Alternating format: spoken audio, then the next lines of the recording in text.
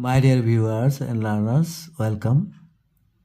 নমস্কাৰ মৰমৰ ছাত্ৰ ছাত্ৰীসকল, আজি এই ভিডিঅ'টোত তৃতীয় শ্ৰেণীৰ আমাৰ গণিত পাঠ 14 টকা আৰু পইচা এই পাঠটোৰ পৰা আমি কিছু কথা শিকিম। ইয়াত দিছে জোনবিল মেলালৈ যাওঁ আহা মাক দেউতাকৰ লগত কমল আৰু জোনমণি জোনবিল মেলালৈ গ'ল। তেওঁলোকে লগত পিঠা আৰু লাড়ুৰ টোপোলা কেইটামান ল'লে। এই পিঠা আৰু লাড়ুৰ টোপোলা মা ছোৱালীজনী সুধিছে, লাড়ু আৰু পিঠাৰ এই টোপোলাবোৰ কিয় লৈছা সুধিছে। তো ক'লে জোনবিল মেলাত লাড়ু পিঠাৰ বিনিময়ত আমি আন বস্তু ল'ব পাৰিম। তাৰমানে তাত কি হয়, বস্তুৰ সলনি বস্তু পাব পাৰিম, তাত টকা পইচা নালাগে। চোৱা কমল, লাড়ুৰ টোপোলা এটা দি আমি কচু ল'লোঁ। লাড়ুৰ টোপোলাটো দিলে, তেওঁ কচু দিলে। কিন্তু মা, বজাৰত দেউতাই টকা দিহে বস্তু কিনা দেখিছোঁ। ল'ৰাটোক সুধিছে মাক যে বজাৰততো দেউতাই টকাৰ বিনিময়তে বস্তু কিনে। এনেদৰে বস্তুৰ বিনিময় কৰিলে বহুতো অসুবিধা হ'ব পাৰে। টকা পইচাৰ প্ৰচলন হ'ল, কিন্তু অতীতৰ পৰম্পৰা জীয়াই ৰাখিবলৈ সেই অঞ্চলৰ মানুহখিনিয়ে পাহাৰৰ পৰা ভৈয়ামলৈ নামি আহি এদিন ভৈয়ামৰ মানুহৰ লগত বিনিময়ৰ প্ৰথাৰ জৰিয়তে বস্তুৰ আদান প্ৰদান কৰে। তাৰমানে কি, এইটো হ'ল বস্তুৰ বিনিময় প্ৰথা। এইটো বিনিময় প্ৰথা বুলি ইংৰাজীত কোৱা হয় বাৰ্টাৰ ছিষ্টেম। তাৰমানে বস্তুৰ সলনি বস্তু দিয়া। এইটো আগতে এনেকৈ আছিলে, কিন্তু ইয়াত বহুতো অসুবিধা আছে। তোমালোকে ডাঙৰ হ'লে জানিবা ইয়াৰ কি কি অসুবিধা আছিল। সেইকাৰণে এই অসুবিধাবোৰ দূৰ কৰাৰ কাৰণে বৰ্তমান টকা পইচাৰ ব্যৱহাৰ হৈছে। ইয়াত দিছে বিদ্যালয়ত শনিবৰীয়া চৰা। লখিমীনগৰ প্ৰাথমিক বিদ্যালয়ৰ শনিবৰীয়া চৰাত শিক্ষাৰ্থীসকলৰ নিজ ঘৰতে উপলব্ধ বস্তুৰ সহায়ত এখন আৰ্হি বজাৰৰ আয়োজন কৰে। বিদ্যালয়ৰ একাংশ শিক্ষাৰ্থীয়ে বিভিন্ন সামগ্ৰী বিক্ৰী কৰে আৰু আন একাংশ শিক্ষাৰ্থী, শিক্ষক আৰু অভিভাৱকে সামগ্ৰীবোৰ ক্ৰয় কৰে। এই দিছে ৰঙালাও এটাৰ দাম কিমান, 40 টকাকৈ বিকিছে। অমিতা এটাৰ দাম 15 টকা। চজিনা এক মুঠাৰ দাম 50 টকা।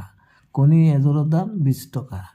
ছাত্ৰ ছাত্ৰীসকলে এইটো শনিবৰীয়া চৰাত বিক্ৰী কৰিছে। চজিনাৰ মুঠা এটা কিনিবলৈ তুমি তলৰ কোনখন নোট ব্যৱহাৰ কৰিবা? তো আমি দেখিছোঁ যে চজিনাৰ মুঠাৰ দাম কিমান, 50 টকা। তেনেহ'লে কোনটো নোট ব্যৱহাৰ কৰিবা? এইটো দেখিলে আমি 20 টকা নোট, এইটো 50 টকা, হয় নাই? তেনেহ'লে কোনটো ব্যৱহাৰ কৰিবা? 50 টকা। তেনেহ'লে আমি ইয়াত টিক মাৰি দিম। ৰঙালাও এটা কিনিবলৈ এই 5 টকা দিছে, কেইটা লাগিব? 5 টকা কেইটা লাগিব? ৰঙালাওটোৰ দাম কিমান, 40 টকা। তা 5 টকা 5 7 গুণ 40, তাৰমানে কেইটা লাগিব? 5 টকীয়া কেইটা লাগিব? 8টা লাগিব। 5 7 গুণ 40। ইয়াত দিছে বাওঁফালৰ বস্তুবোৰৰ লগত সোঁফালৰ বস্তুৰ সঠিক দামবোৰ আঁচ টানি মিলাও আহা। ইয়াত কণী এযোৰ মানে কণী দুটা, মানে তো কণী এযোৰ কেইটকা দিছে? ইয়াত দেখিলে 10 5 15 15 2 15 16 17 18 19 20 টকা। এতিয়া ৰঙালাওটা কিমান আছিলে? 40 টকা। 40 টকা ক'ত মিলে? 10 20 30 40, তেনে এইটোৰ লগত এইটো মিলিব। ৰঙালাওটো 40 টকা আছিলে। তাৰপিছত অমিতা এটাৰ দাম কিমান পাইছিলোঁ আমি? 15 টকা। তাৰমানে 15 টকা ক'ত আছে? ইয়াততো বেছি আছে। ইয়াত এই 10 আৰু 5 15, এইটো 10 টকা। 10 টকাৰ 5 টকা 15 টকা। 10 আছে 15, এইটো। চজিনা এমুঠা কিমান আছিলে? 50 টকা। 50 টকা ক'ত আছে? 5 5 10 আৰু 20 20 40 40 50, 5 যোগ 5 যোগ 20 যোগ 20 50। চজিনা এমুঠা কিমান আছিলে? 50 টকা।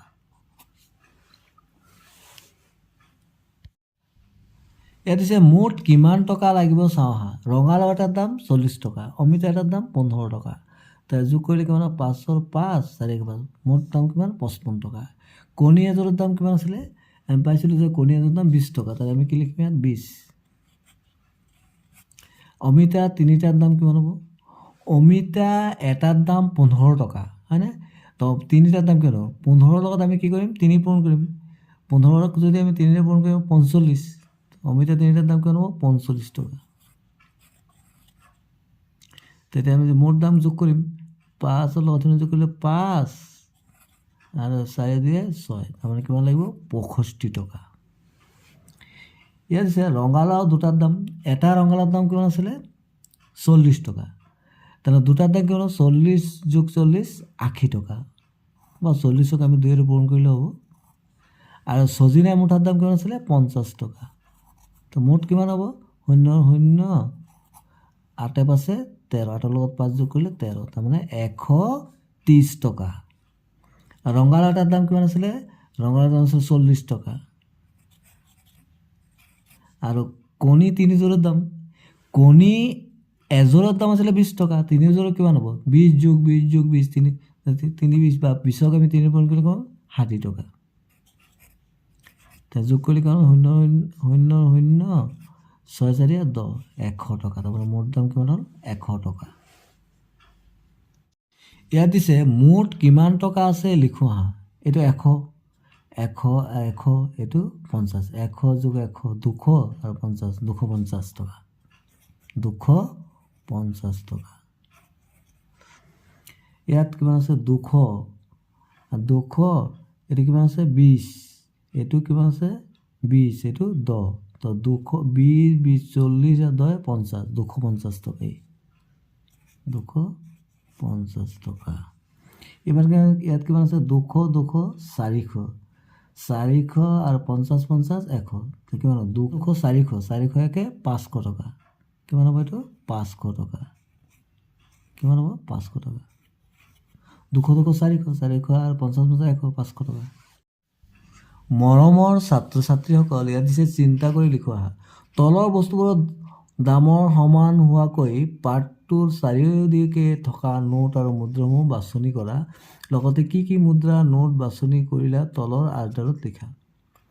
ইয়াত 35 টকাৰ টুথপেষ্টৰ দাম টুথপেষ্টৰ বাবে বাছনি কৰা মুদ্ৰাৰ নোটত ৰাইট চিন দিয়া।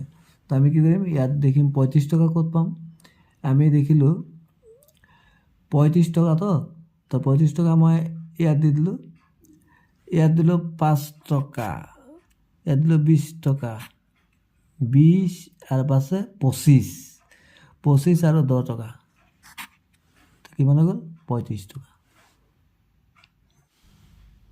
পুতলাৰ দাম 120 টকাৰ বাবে বাছনি কৰা নোটত ঘেৰ দিব গৈছে তো আমি দিলোঁ 100 টকা এইটো ঘেৰ দিলোঁ 100 টকা আৰু 20 টকা 20 টকাটো এইটো দি 21 টকা গ'ল। ইয়াৰ পিছত 48 টকাৰ বাবে এনেকৈ ষ্টাৰ চিন দিব গৈছে 48 টকা 48 টকা ক'ত পাম আমি ইয়াৰ পৰা লৈ লৈছোঁ এনেকৈ ষ্টাৰ বনাই দিব গৈছে যিহেতু 20 তাৰপিছত এইটো 10 30 30 5 35 1 টকা 36 তাৰপিছত এইটো 37 38 আৰু কিমান লাগিব 10 টকা 10 টকা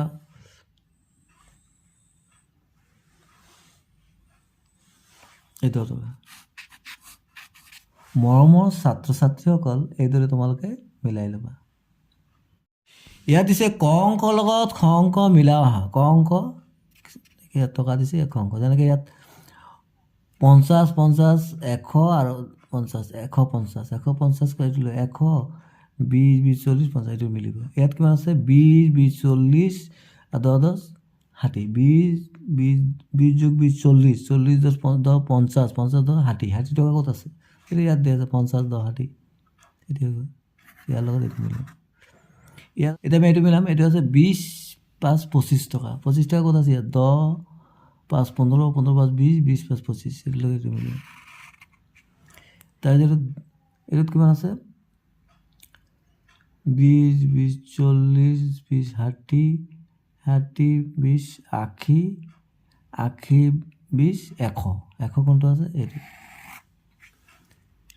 ইয়াত কিমান আছে 500 500 ক'ত আছে 200 200 400 একে 500 এইটো মিলিব